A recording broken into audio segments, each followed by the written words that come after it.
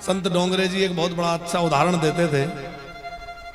वो कहते थे कि एक राजा के यहाँ उसने विचार किया कि कितने लोग बुद्धिमान हैं, इनका परीक्षण होना चाहिए।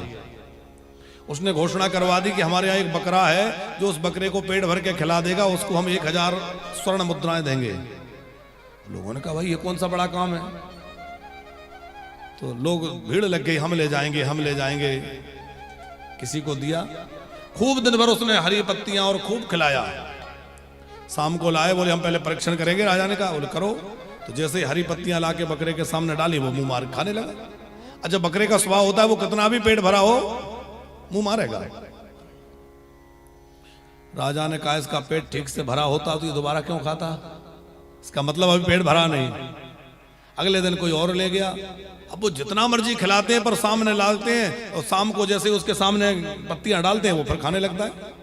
अरे बोले पेट भरा नहीं। लोग परेशान हो गए। एक सत्संगी व्यक्ति था, उसने अपने गुरुजी से पूछा कि ये सब क्या नाटक है। गुरुजी बोले तुम्हें इनाम चाहिए।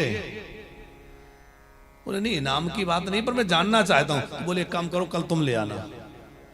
अगले दिन वो व्यक्ति लाया और गुरुजी के पास पहुंचा। गुरुजी क्या करना है, इसको क्या खिलाऊं? युक्ति बताई। बोले इसको कुछ नहीं खिलाना, यहाँ बांध दो, इसके सामने पत्तियां डालना और जैसे ही खाने आए तो डंडा मारना, और पूरे दिन यही काम करना है। अब आप लोग ऐसा मत करना नहीं किसी जीव के साथ, बेचारे के साथ, ये समझने के लिए दृष्टांत है। हाँ, ये कौन बकरा है वो समझना है।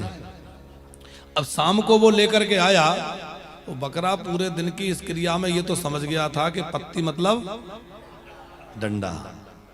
शाम को राजा के सामने लाया, बिल्कुल पेट भर दिया मैंने। राजा ने फिर हरी पत्तियां बुलवाई, डालो इसके सामने। और जैसे ही हरी घास डाली गई, वो डंडा लेके वहीं खड़ा था।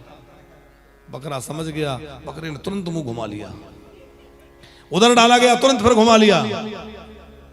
4 बार बकरे के सामने पत्तियां डाली गई, पर हर बार घुमा लेता है। राजा ने कहा मान गए, तूने इसका पेट भर दिया। अच्छा सच सच बता क्या खिलाया? बोला सरकार अब इनाम दो चाहे दंड दो, पर सच्ची बात कहूं तो मैंने एक भी पत्ती हरी इसको नहीं खिलाई, मैंने पूरे दिन इसको डंडे खिलाए। राजा ने कहा तुमने बढ़िया किया, यही इसका उपाय था।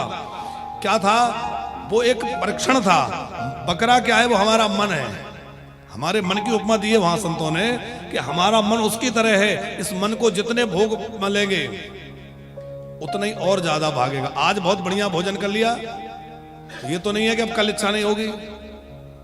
आज बहुत बढ़िया छक्के पा लिया तो कल सोचे अरे हमने इतना खा लिया, अब नहीं खाना है। कल फिर लगेगा कि आज कुछ चटपटा बनवाओ, आज कुछ ऐसा बनवाओ। तो जितना भोग भोगेंगे उतनी ज्यादा हमारी भोगों के प्रति रुचि बढ़ती चली जाएगी। सिनेमा देखने जाने वाले जो लोग जाते हैं, 1-2 देख लिए तो मन नहीं भर जाएगा, फिर जितना देखेंगे उसमें और मन लगता चला जाएगा। मोबाइल चलाने वाले मोबाइल चलाते हैं, वो रील देखते हैं। आजकल तो रील का जमाना है। स्क्रॉल करने में कब रात के 2 बज जाए पता ही नहीं चलता। बिटिया कह रही आपकी रील देखते हैं। नहीं, सत्संग की रील देखो वो तो अच्छी बात है। हाँ, हम थोड़ी कहेंगे हमारी मत देखो, हमें तो सब्सक्राइबर बढ़ाने हैं। अच्छा जी बताओ, चैनल सब्सक्राइब किया कि नहीं? हाँ, वो भी करते रहना। आस्था में सुनने वाले भी कह रहे होंगे महाराज जी यहाँ तो बड़े अलग मूड में है। तो देखो आप लोगों के बीच में बैठ के ऐसा लग रहा है हम अपने घर में अपने परिवार में बैठे हैं, इसलिए जैसा मर्जी बोल लेते हैं। तो हमारा कहने का अभिप्राय है कि जिस विषय के प्रति हम जितना अधिक बढ़ेंगे उसमें मन और ज्यादा फंसता चला जाएगा। यदि हमें इन विषयों से मन को हटाना है तो उनसे दूर करना होगा। मन भरेगा कभी नहीं कि हम एक बार मूवी देख लिए तो उससे मन भर जाए, फिर दूसरी, फिर तीसरी, फिर कुछ और, मन नहीं भरेगा। ऐसे ही संगीत चाहे कान की जो भी इंद्रियां हैं, इन इंद्रियों के जितने विषय इनको देंगे उतना और ज्यादा उधर ही भागेंगे। इनका उपाय क्या है? देखे ना इंद्रियों के न घोड़े भगे, इनमें हरदम ही संयम के घोड़े पड़े। अपने मन को सुमारग लगाते चलो, कृष्ण गोविंद गोपाल गाते गाते चलो कृष्ण गोविंद गोपाल गाते चलो। इंद्री रूपी जो घोड़े हैं इनकी लगाम को मन कस के पकड़े और मन किधर जाए, मन भगवान की ओर मुड़े। अब देवभूति मैया ने पूछा बेटा ये मन तो भगवान की ओर कैसे मुड़े, मन को भगवान में लगाने का उपाय क्या है? बोले वो है सत्संग। सो सत्संग करहो मन लाए, सो सत्संग करहो मन लागे, सो सत्संग करहो मन लाए, सो सत्संग करहो मन लागे, सो सत्संग करहो मन लागे, सो सत्संग करहो मन लागे। शता प्रसंगान मम वीर्य संविदो भवन्तु हृदकर्ण रसायना कथा तच्चोषणादा स्वपवर्गवर्त्मनि श्रद्धारतिर्भक्तिरणो नमस्ते। कपिल जी कह रहे हैं हे मां,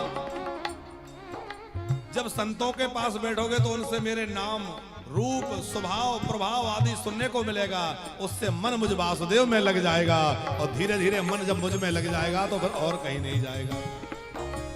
देखो आज तक इस मन ने बहुत जगह टिका पर स्थायी नहीं रहा, क्योंकि इस मन को अपने जैसा नहीं मिला। पर भगवान में जिस दिन लगेगा ना तो स्थिर हो जाएगा, क्योंकि मन भी चंचल है और हमारे कन्हैया भी, मन भी चेतन है और भगवान भी। और मन जिस दिन भगवान में लग गया फिर और कहीं नहीं जाएगा। सूरदास जी कहते हैं मेरो मन अनंत कहाँ सुख पावे, मेरो मन अनंत कहाँ सुख,